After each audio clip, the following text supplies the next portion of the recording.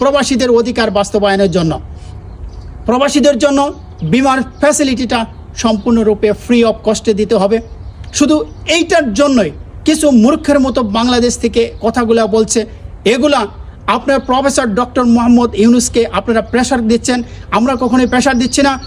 Student এবং প্রবাসীর যৌথ প্রচেষ্টার কারণে প্রফেসর ডক্টর মোহাম্মদ ইউনূস ক্ষমতায় এসেছেন।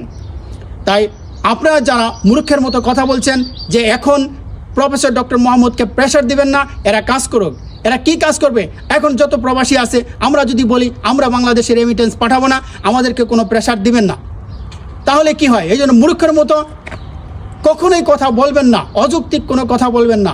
আজকে যে প্রবাসীর মৃত্যু হয়েছে সে কি বলতে পারবে আমার বিমা নেই, কোনো ফ্যাসিলিটি নেই, আমার বউ পোলাপান যেগুলো আছে তারা না খেয়ে থাকবে, অথবা আমার এই রোজগারের জন্য আজকে আমার বিমার ফ্যাসিলিটিটা নাই, আমার আজরাইল যেন না আসে।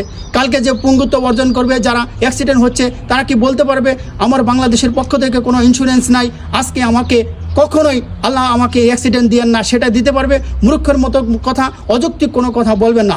বন্ধুরা, বাংলাদেশ স্বাধীন হয়েছে 53 ইয়ার্স, এখন পর্যন্ত প্রবাসীদের কোনো সুনির্দিষ্ট কোনো নীতিমালা তৈরি হয়নি। তাদের ইন্স্যুরেন্সের ফ্যাসিলিটিটা কখনোই বাংলাদেশ গভর্নমেন্ট দিচ্ছে না।